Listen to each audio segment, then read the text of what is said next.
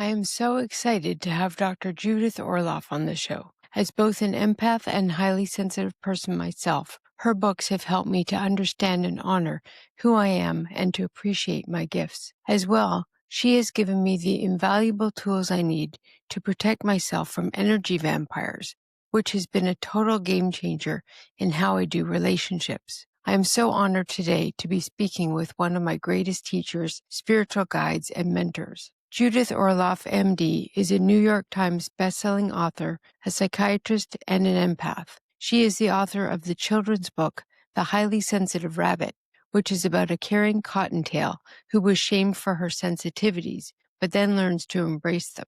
Dr. Orloff's other books include The Genius of Empathy, The Empath's Survival Guide, and Thriving as an Empath. Dr. Orloff also specializes in treating highly sensitive people in her medical practice. Welcome, Dr. Orloff. Thank you, Esther. I'm so happy to be on with you. I'm so happy. And can you please show everyone the book? Oh, I'd be happy to. Love it. The Highly Sensitive Rabbit. It's such a great book.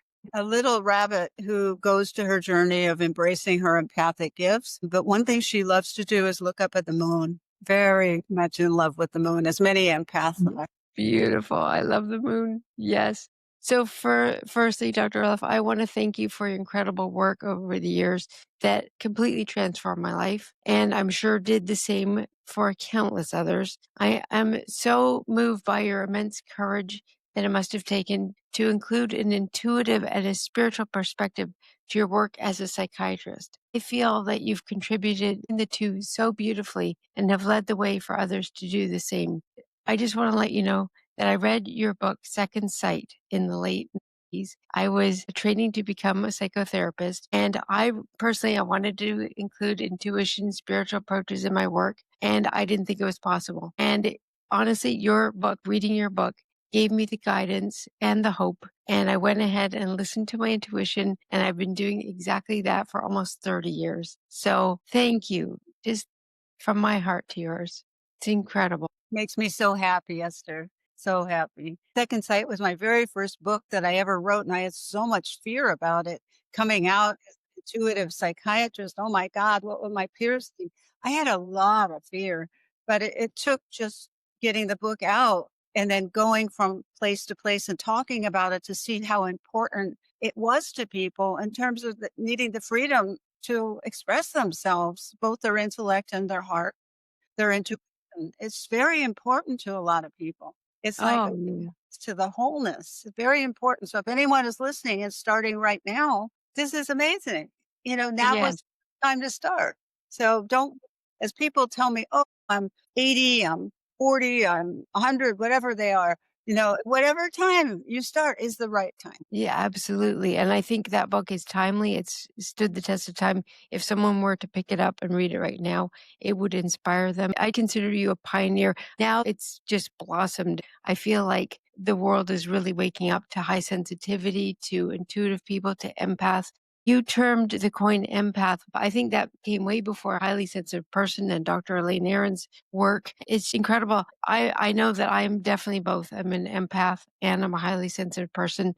And most of my clients are both as well. I just wonder, before we get into your lovely new book, could you explain what the difference is from your perspective between an empath and a highly sensitive person? That's a good question. I look at sensitivity as on like a timeline or like a spectrum of sensitivity. And there's everyday sensitivity that we just care for other people and your heart goes out to other people. Then there's up on the line, more sensitive for the highly sensitive person, where they're sensitive to sight, smell, sounds, touch, all the sensory stimuli they're very sensitive to. And so they have to really honor that in their lives. And this includes beauty and it includes tuition and it includes animals and it includes looking at the moon. So it's not all challenging things, but it does include noise. It includes people who talk too fast and at you. That's a big one for me.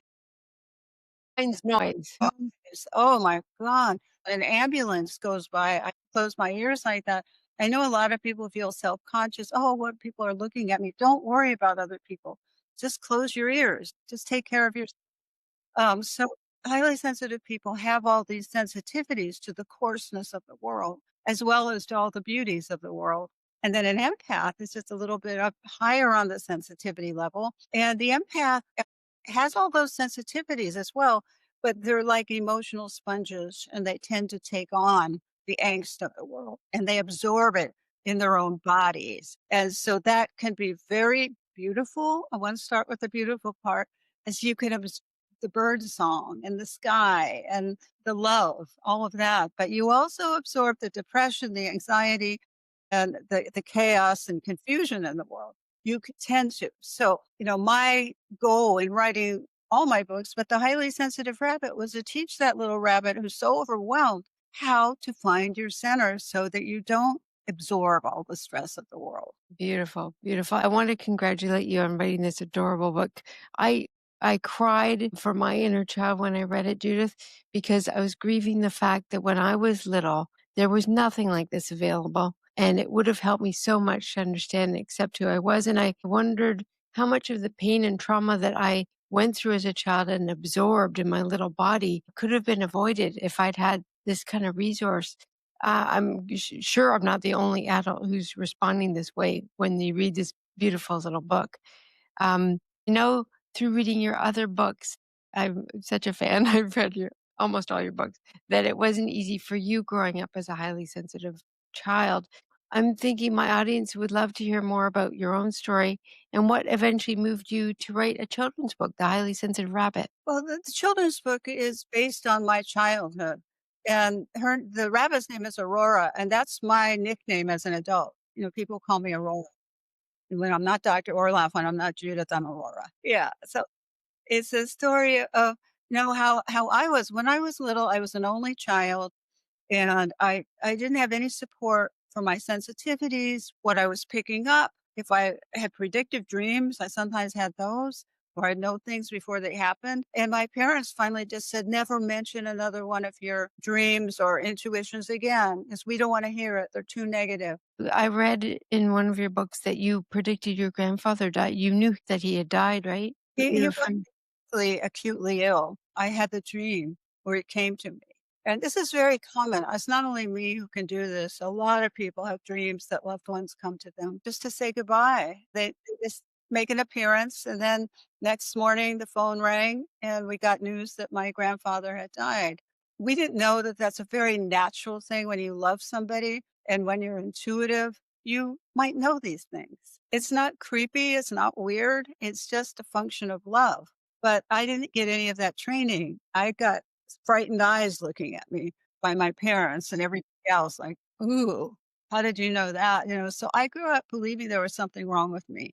And that's why writing this book about Aurora the rabbit and how she gained her power is very important to me because it's like the ultimate healing of my inner child. beautiful. Treated well now.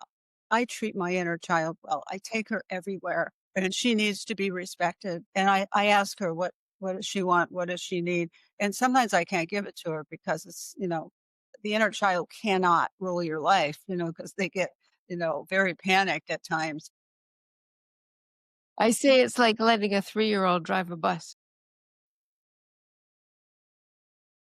But at the same time, she's with you or he's with you all the time. I made a vow when I reclaimed my inner child as an adult to never, ever let her go on her own again and to always take care of her and always listen to her and have her be part of it, not as some separated part, but as some integral part of me. And I think that's very important for adults who are highly sensitive people. And that's why I wanted to write a book about reawakening your inner child when you read this book. If you're an adult, I mean, it's officially a children's book and it is for children. Yeah, it is for you, anybody who wants to get some simple techniques on how to take care of yourself as a highly sensitive child or adult or the highly sensitive child within who, needs a lot of love, and you could be happy to give it to them.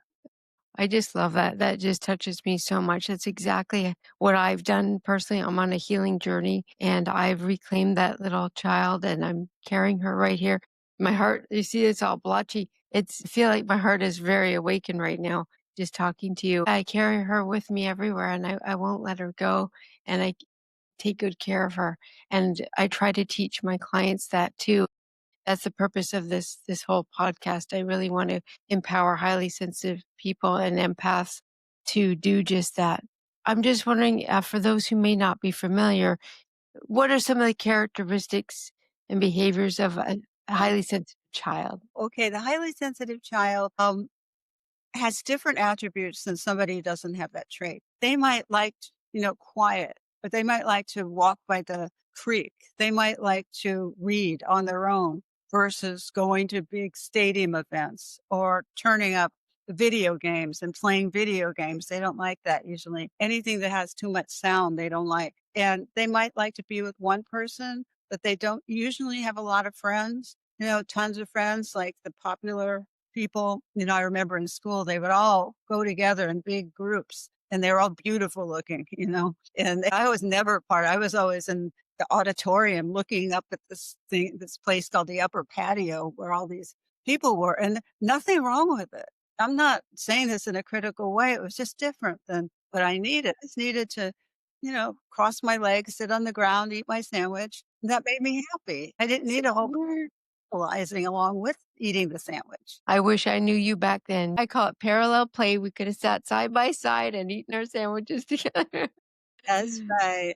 That's right. Yeah. Everybody can give yourselves now. I mean, if I go to a party, I mean, sometimes I may be comfortable. I don't want to paint the scene that I'm always uncomfortable with people because I'm not. Depends on the people. But let's say I go in and I am not connecting, with people. I don't go to many parties, but let's say I'm not connecting with people. I'll look for the person in the corner of the backyard who's there alone and go and talk to them because I know I'll have something in common with them. That's how I met my husband. We did a video on that. Yeah, we did a little animation on that. We met because we were both at a party and we were so shy and quiet and we both weren't talking to anybody. So I went up to him and I said, "Do you talk?" And he said, There "No." And he said, "Only if someone's worth talking to." And that was it.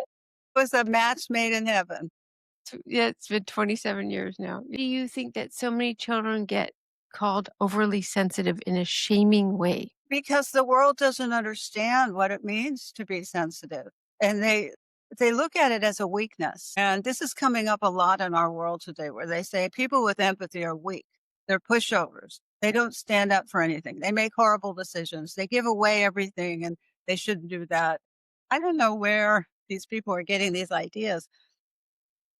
Empaths aren't pushovers. They just need to learn how not to absorb what's going on in other people, not to practice codependent giving because they do at times. They give too much to other people and not enough to themselves. And so once empaths and highly sensitives learn to center themselves and to have common sense and to learn how to set a boundary and say, no, I wish I could do this. I wish I could, but I can't. And I'm so sorry. And you don't have to do it mean. You could do it nice. And you could be nice and strong and set clear boundaries. No, I'm not able to do that. I just need to rest tonight. No, or no, I'm not able to give you $5,000. I don't have it. I wish I could. Mhm. I have it. Just those simple tricks to be able to say that. People who complain about highly sensitive people being too sensitive don't understand that there's a whole skill set that comes along with learning how to be a balanced, highly sensitive person.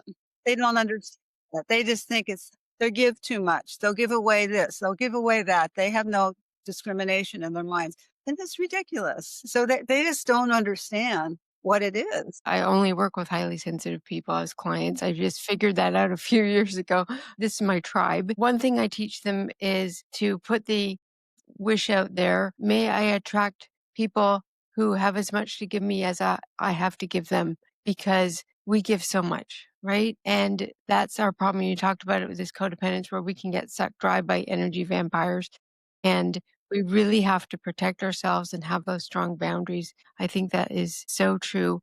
I think that highly sensitive people and empaths are actually some of the strongest people in the world, very misunderstood, but we aren't afraid to do the hard things like therapy and self work and growth, personal growth, and asking yourselves hard questions and moving through the grief and the pain of our childhoods, doing trauma work. We are up for all of that. And I think that makes us incredibly strong people. I agree with you. And I think that applies to parents as well, and grandparents and educators who want to do everything possible to support the highly sensitive children, but they might not know how to do it. Or they might have been highly sensitive themselves and never gotten support for it. So they have all this shame themselves. So the work is with the parent or with the grandparent to help them see that it's a beautiful trait and Yeah. their child has it and you want to support it. All I can say is that the life of a highly sensitive child will be radically changed if the parents or the grandparents could support them, as opposed to you're overly sensitive, you're too sensitive. Like my mother would say, you need to get a thicker skin. How are you going to survive in the world? And not only that, people are going to think you're weird if you keep talking like this. That was her big, people would think I was weird. So she was serious. She had a real thing about it. Oh, I'm sorry. I hear so many stories like that, Judith. It breaks my heart. And I had similar things. Although my dad was definitely and is an empath and a highly sensitive person, I'm sure of it. But being a man, and my parents are from England, he was supposed to be stiff upper lip. I don't think he got to be who he needed to be. So you were speaking about some of the tools and I want to make sure we highlight those because they're so important.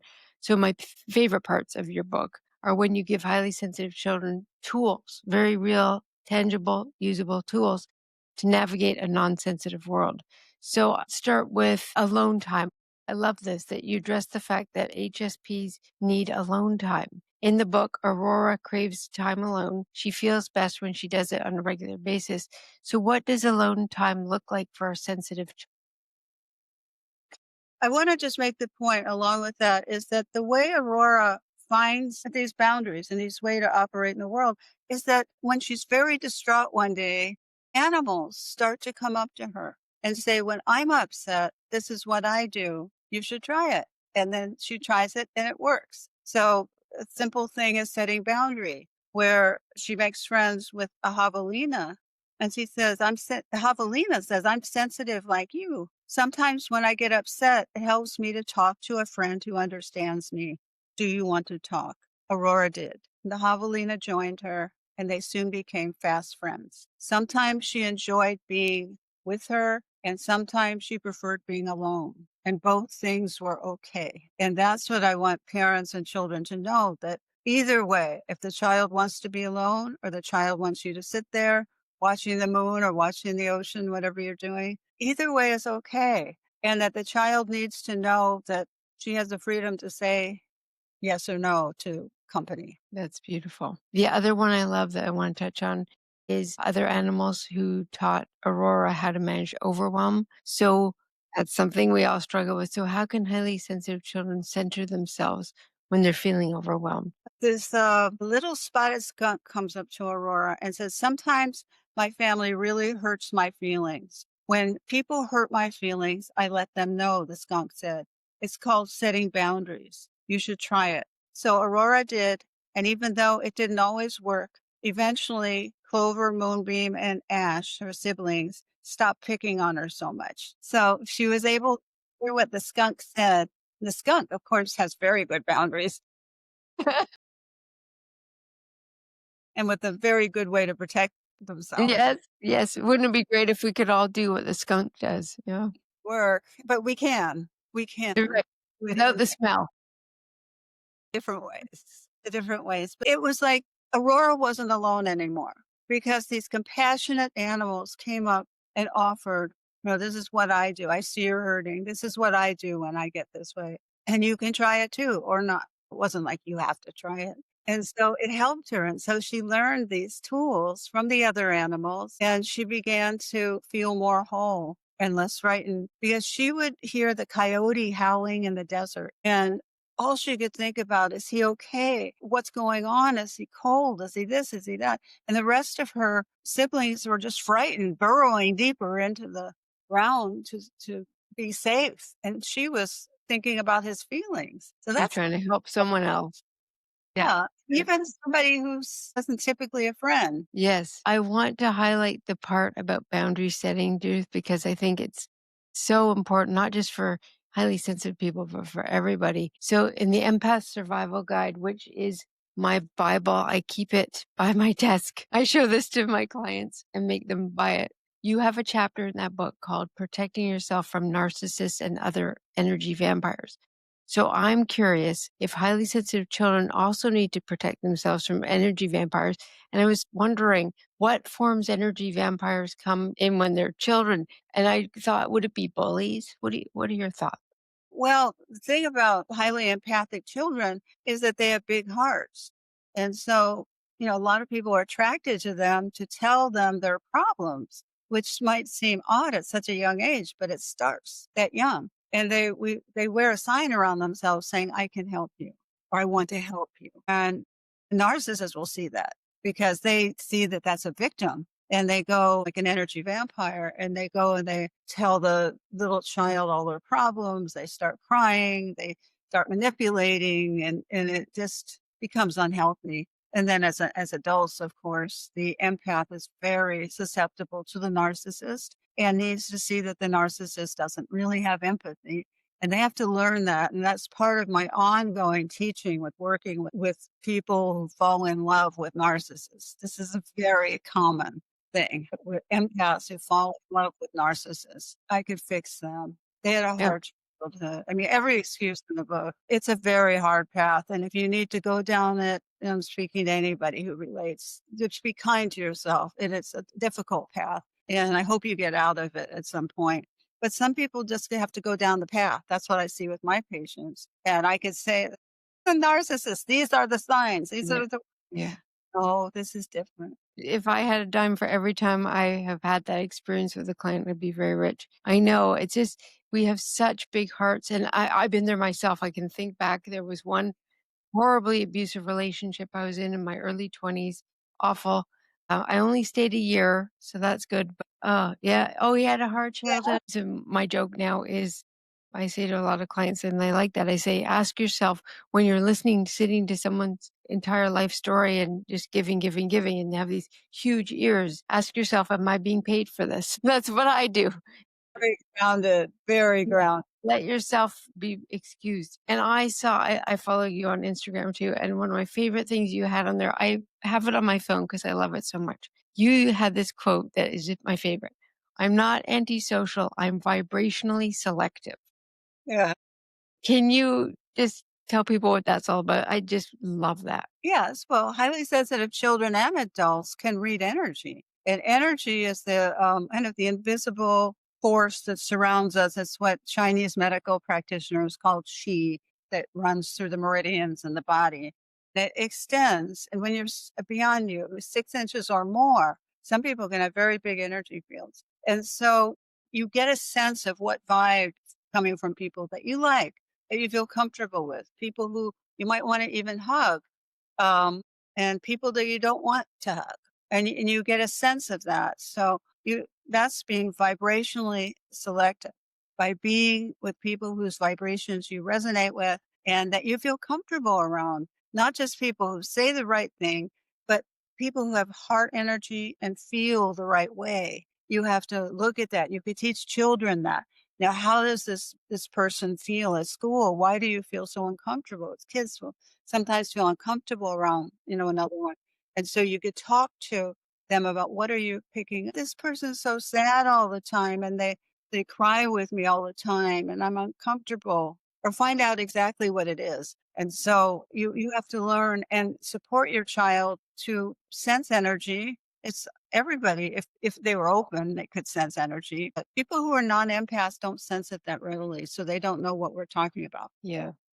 I reframe that as a superpower. I talk a lot about HSPs that we have superpowers, and one of our superpowers is to feel the energy of other people. My girlfriends, if they're dating a new person or something, after the third date, when they really want people away and they always invite me to meet the person because they say I'm always right about somebody. So I think that that's a superpower that we need to harness. We're not taught to trust that, our gut feelings. And I remember when I was little, my dad bought me this book, which is lovely when I was a child, and it was called Warm Fuzzies and Cold Pricklies. And I think it was that name was the 70s. but, it was basically about just that. How does this person make me feel? Is it a warm, fuzzy feeling, or is it a cold, prickly feeling? That's right. That's Yeah, very good. So you got that early on. luckily, yeah, and my dad is highly sensitive, so I think he really clued into that. I hear so many stories from my clients, especially if they have highly sensitive children, about those children getting bullied. I'm just wondering, I'm sure you have some wisdom for people. What would you say about that? How can we as adults help those children? Yes, well, it's very true. The highly sensitive children do get bullied, and if they start crying, then they're crybabies, and then they're called crybabies, and they're mocked and laughed and pushed around, and it's just horrible. So what the parents have to do once they see this, they have to step in, and they have to step in with the authorities at school as well to have a zero tolerance for bullying and not let that happen and to, have punishments for the bullies who come in and just have the authorities come in rather than leaving the child there all to themselves. It's just too much for the child to have to deal with the bullying. But there's severe consequences in some schools for bullying. So I mean they are growing and learning the educational system a bit, depending on which school they're in. It depends. I had a client whose children were in kindergarten and they were starting to get bullied all the time. And she said in Europe, they don't have any bullying rules. And so the children are left on their own and the parents have, yeah, so it's terrible. But I have to take this very seriously and not let it go. And if you sense they're being bullied at all, you have a school meeting, you talk about it, you decide on intervention. Yeah, because we've seen what happens when the bullies grow up and if they have positions of power. I just feel like it's our time right now. I don't know about you, Judith, but I just feel like it's empaths, it's highly sensitive. It's our time to use our voice. We need to rise up. I just feel like in this time and space, yeah, it's really imperative. And I think your book is part of that awakening. I love it. Something I want to address. So I've been working with highly sensitive people for almost 3 decades, and when I ask these folks about their childhoods, I get the same thing every time, basically. They felt unseen and unheard. So I'm wondering what wisdom you can share about how adults in highly sensitive children's lives can make them feel seen and heard. That's a great question. For adults or for parents, you want to meet the child where they're at and you want to say, how was your day? What's going on? How are you feeling? Hear what they have to say. Let's say you have a gathering at your house and they don't want to come and join it and they want to sit up on the steps and look, just observe. You let them do that. You let them do that. You don't force a child to do anything. And if you're concerned the child is antisocial or isn't so having friends, that's a different story. But this highly sensitive child often doesn't like to socialize with large groups. Like extroverted children will come down and act entirely different. And you might have one sibling that's extroverted and one that's highly sensitive and an introverted, highly sensitive. And so they might want to keep more of a distance. And I think you should give them a lot of leeway with that. If they want to get used to talking to them about when they're feeling overloaded, and to give them permission to talk to you about it.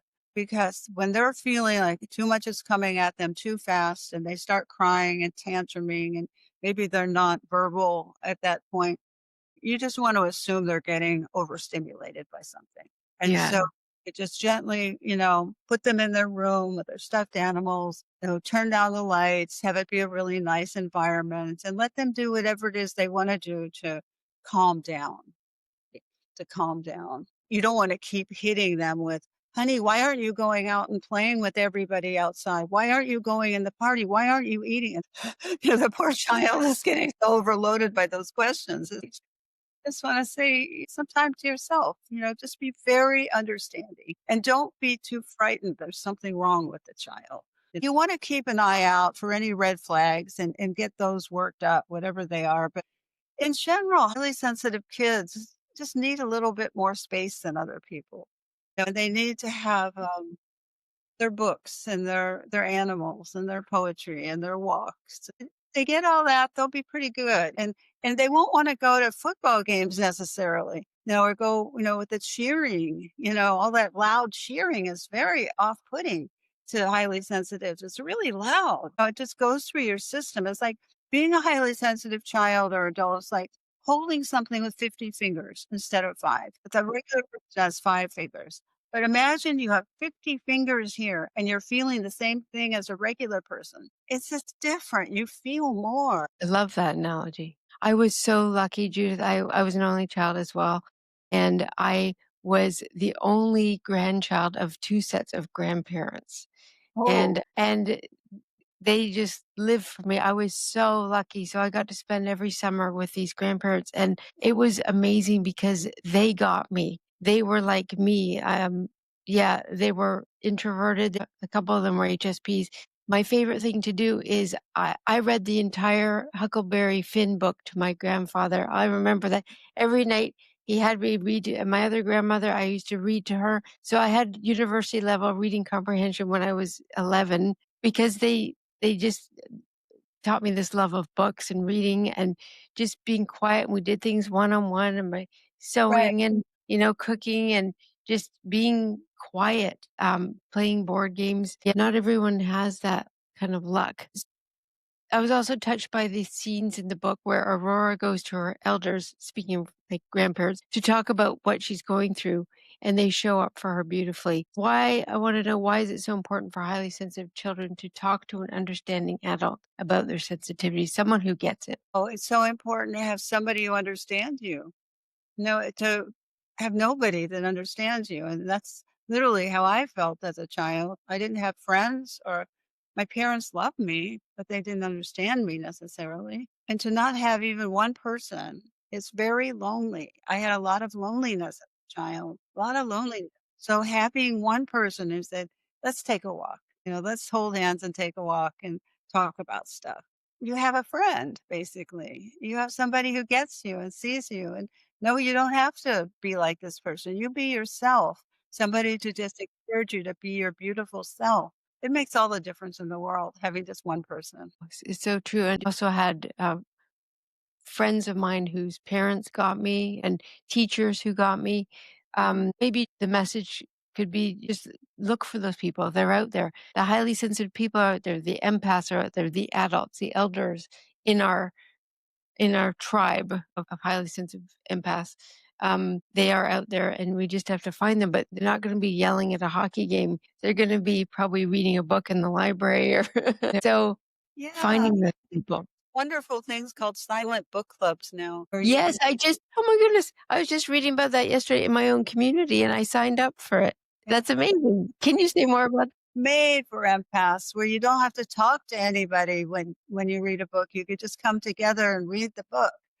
And so this is another tribute to the empath community where it's saying we know you don't have to want to talk and you don't have to talk. You can sit here and read comfortably and beautifully and we can all come together in silence.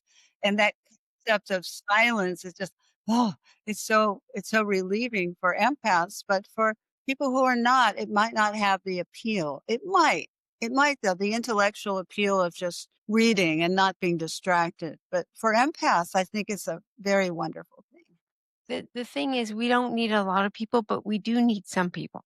Mhm. And when I read about that yesterday, it's just so funny. I just believe that we're on the same consciousness that when the time is right, you meet people who give you these different opportunities. And I just put it out there yesterday. I want to belong to some kind of book club, and I was walking, we have all these free book libraries around my house. So one of the ladies came out, it's my favorite book library, and we started chatting, and she told me about some book clubs, and then I looked that up, and that thing came up, this silent book club, and it said something like there's 60,000 people worldwide who do this.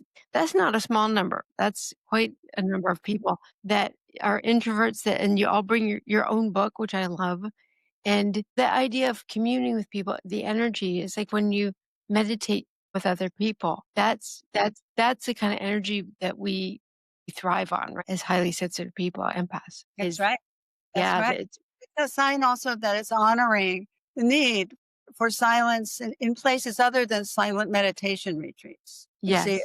so one thing that Aurora learned is that she could be with somebody watching the moon or doing something she loves or not be with somebody. And either way, it's okay. You don't Mm. have to never be with anyone or say, I don't want people. You do want people. Most empaths do, but you want the kind that get you.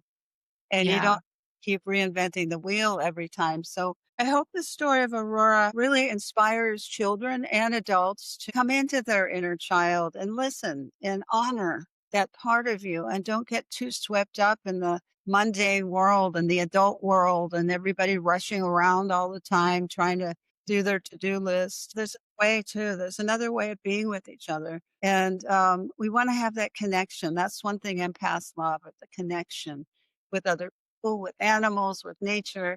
And so that's important. And I would encourage you to make that a priority. And hopefully the highly sensitive rabbit will bring some happiness into your life and some beauty with all the beautiful illustrations and to Oh, just it's come your beautiful. innocent self and not think too much about it. Don't let your mind get overly involved with this book. I love it. I just want to touch on this idea about being compassionate towards oneself, because something I teach all my sensitive clients. I just listened to your book, The Genius of Empathy. Fantastic book. I love that. So in it, you explore a concept called self-empathy. And I'm guessing that might be like self-compassion, maybe not. But how can we teach highly sensitive children to be empathetic, compassionate towards themselves? And maybe you can sort of define what you mean by self-empathy as well. Self empathy for children is like being able to say nice things to yourself instead of beat yourself up all the time. Children can be very hard on themselves. Yeah. They say, I'm bad. I didn't do it right. What's wrong with me? You can start getting into all that. And you have to teach the child, honey, nothing wrong with you. You're beautiful and you're wonderful and you're human and everybody learns stuff and I'm here for you. And so when you start saying, I'm a horrible person, I'm so stupid, I'm this and that, you can replace that with, I'm a wonderful person and I'm learning. So you can Mm, help the child by replacing the dialogue in the mind and just really resonate and show through your eyes how beautiful the child is. I mean, don't overdo it. The empaths don't like overdone things either, because then they feel smothered. So it's a fine balance. You want to appreciate the child and teach them how to be nice to themselves. yeah. I think that's so incredible. And I really do believe it starts with ourselves, that we have to be kind to ourselves, because as sensitive people, we are so kind to everybody else. We never want to hurt anybody. We're always trying to help. We have a bigger vision, I think, of how we want to see the world, and we want to save the planet. And we have, high hopes. We love nature and all kinds of things and so many gifts. And I think that's our biggest pitfall, is not caring for ourselves enough, not shining that light of compassion and empathy towards ourselves. So I love that you emphasize that.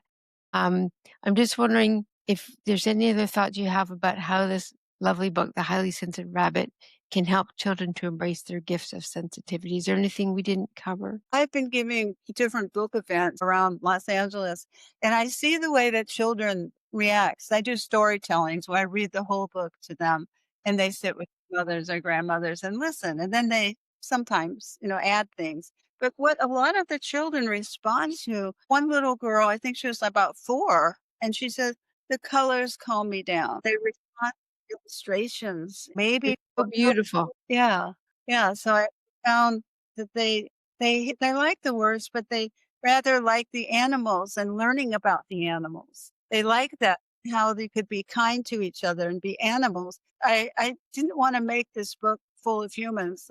There's not one human in this book. It's all animals. And That's make it more powerful, I think. So much more powerful. I wanna make it about animals. And so it just shows them, see how they're meeting each other. So cute. It's just they calms them down, the children. So however your child wants to read this book, maybe she doesn't want all the words. Maybe she does, who knows? But if they respond to the pictures, then just stay with the pictures. Don't go too fast. And the thing is, you can read this book, and people are doing that over and over again at bedtime as the parents really want their children to go to sleep. That's something that's important to them. And so this will bring a child feeling of safety, a feeling of love. They could just drift off into sleep after reading it. So in other words, it regulates their nervous systems. It does. It does. And a woman who's in my Facebook group, an empath, says she got a copy for her granddaughter, whose name is Aurora. Oh, Aurora is reading about Aurora.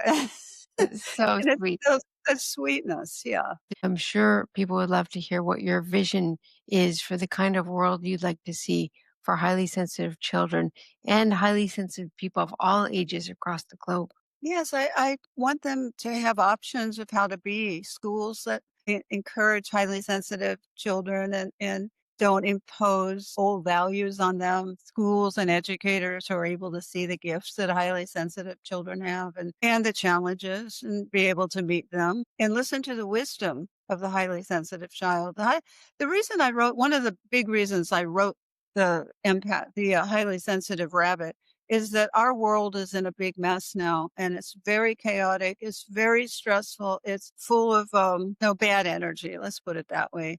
And these children, are going to inherit the earth. And these children believe in protecting the earth. You don't have to convince them to do that. These children believe in protecting animals and being sweet to one another. And so I want them to be in good shape and learn how to set the boundaries, not absorb the energy, learn, you know, very important skills so that when they grow up, our fate of the earth is in their hands. So we want them to be in good shape. Just love what you said. I think so much. I have two little nieces, 5 and 1, and my mother eventually had another child. I was almost 17 when she was born. But I think about them and the world that we're leaving them, and I have a lot of panicky moments and fears. I think books like this will really, we have to resource these young people, really have to resource them. And stay in your centered empath with that belief. Yes, yes, It- and we have to be the guides as empaths, as highly sensitive adults.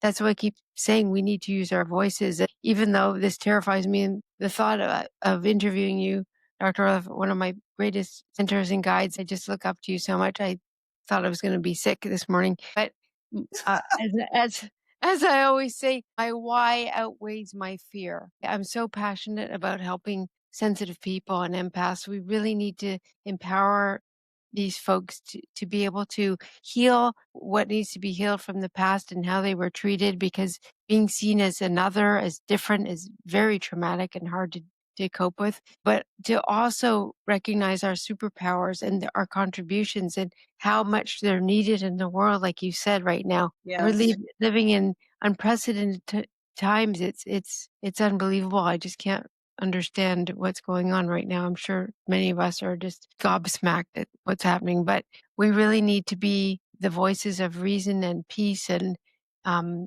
love and connection. And I think we have those gifts. Have the strength. We have Yeah. the grounding if we practice through meditation, through walking, through strengthening our bodies, through strengthening our minds, how we talk to ourselves, everything we brought up in this interview. If we do all these things, then we're able to stay centered in the midst of all this swirling. Yes. Wonderful. Well, thank you so much on behalf of my audience and all the HSPs, all the empaths for your work. You are really a light in the darkness. Thank you. Thank you.